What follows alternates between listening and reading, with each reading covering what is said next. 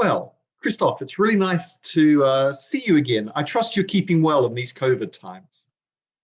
Thank you very much. Nice to see you again on the video. It's what we're all doing these days, right? Always video, but it's good, I think, to stay in connection by video. Yeah. And it's the way of the future. So you and I were just talking about just the number of changes in the Austrian landscape from a tax perspective that have happened over the last little while. Tell me a bit more about some of the more significant ones, Christoph. Yeah, there are two parts. First, there are many changes because of COVID measures, because the Austrian government tried to help the taxpayers and the companies. And they introduced some measures. Firstly, they introduced a deferral of tax payments. So companies in crisis, they can defer the tax payments until end of June. Then there are many subsidies, grants to the companies. One of it is for short time work, because Austrian government wants to avoid unemployment. And if corporations in crisis, they send their people to short-term work, they receive payments from the government to do so, and the employees do not become unemployed. There are also many other subsidies. For example, for some corporations, they receive for their costs subsidies because they have no turnover. And this is very important for industries, for the hotels, for restaurants and so on. They receive these subsidies. And there is also a measure, turnover compensation also for companies in crisis which lost their turnover, part of the turnover, they get payments from the company. So it's meant that there are many measures by the government to help the corporations during COVID. This is the first measures which are taken. So that's really interesting. And those subsidies and reliefs, they're still available even today.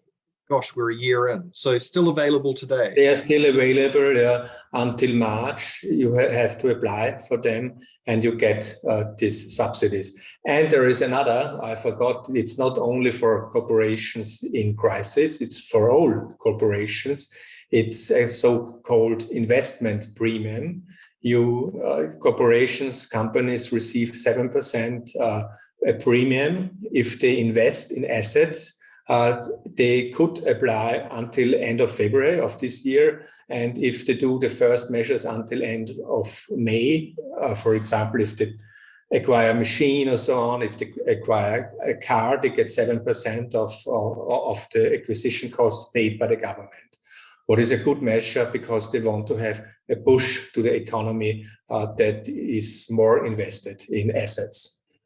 So fascinating. So the government's still trying to support business, getting up off its knees and making investments in, Yeah, of course. So, it's about 4 billion euros. It's a big amount which was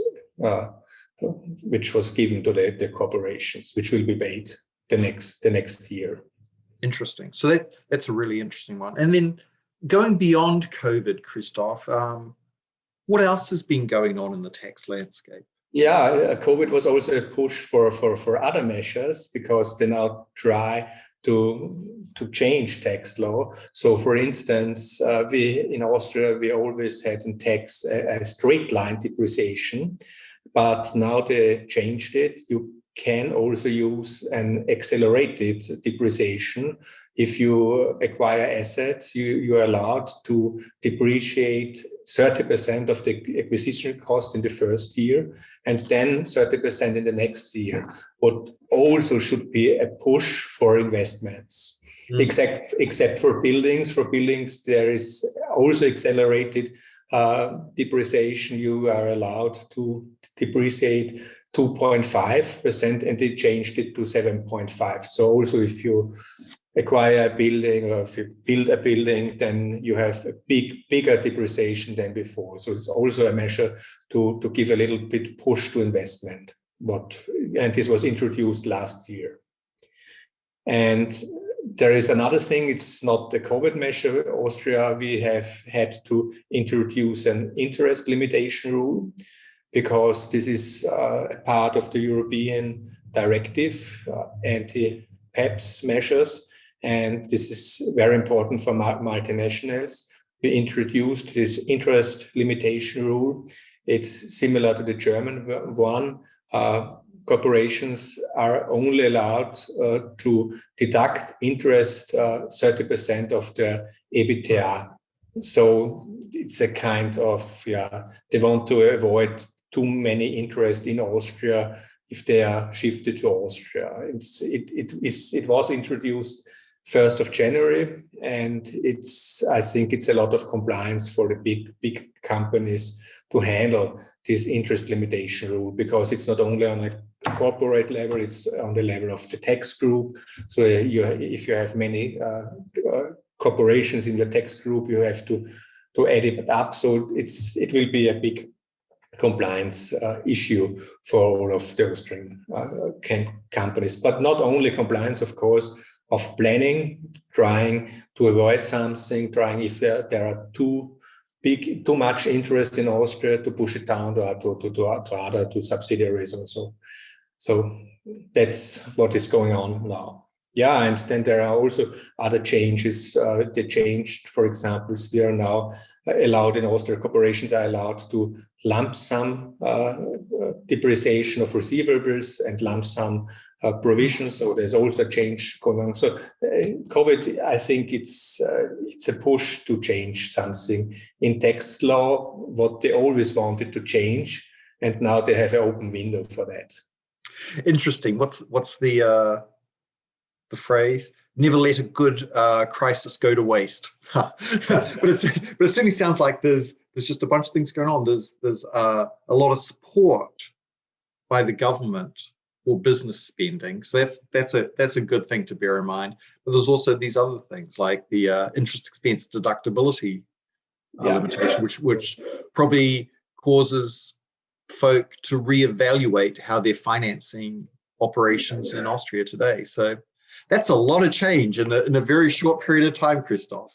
Yeah, and that's good, and it also means a lot of compliance for the companies, and a lot of work to do because you have to handle all these changes. Yeah.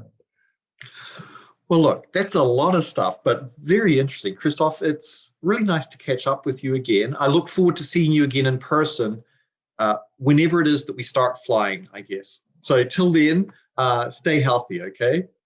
Thank you, stay healthy, and I hope also to see you again.